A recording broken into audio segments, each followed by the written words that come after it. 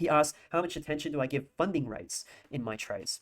So my answer to this was, if you're jumping into a trade and the funding rate is insanely high, let's say we've got, let me draw a chart.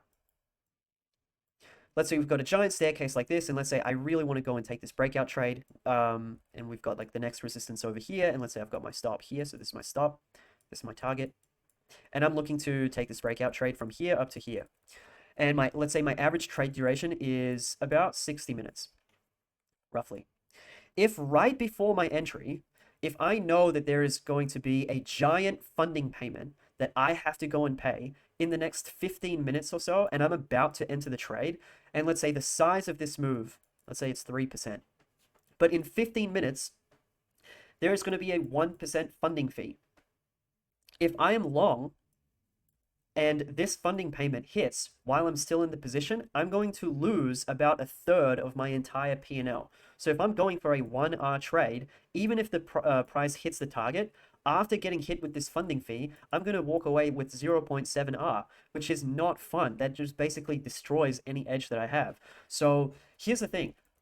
Most of the time, I will not be paying that much attention to funding, but if the funding of an altcoin is more than 0.3% or less than 0.3%, I'm going to be paying attention to it, right? I'm going to be paying attention to it.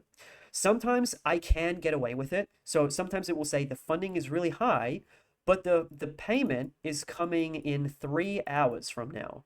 If my average trade duration is 60 minutes, I can get away with this because I'm entering the trade here and it will probably hit my target or hit my stop before this funding payment comes. And right before the funding payment comes, if I just so happen to be stuck in the position, I can just exit out of the trade anyway and protect myself from having to pay the funding payment.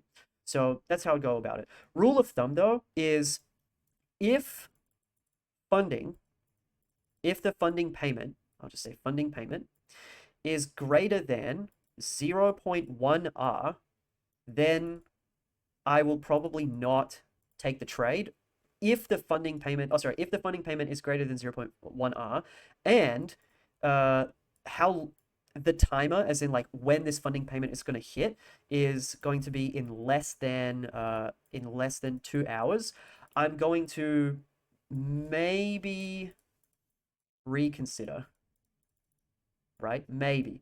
If it's in like less than 30 minutes, I'm probably not going to take the trade. The point is that I really want to avoid paying funding payments which are greater than 0.1R of my entire trade. So as in, if the size of the trade that I'm trying to catch is 3%, and this funding payment is, the distance from my entry to the stop loss. So sorry.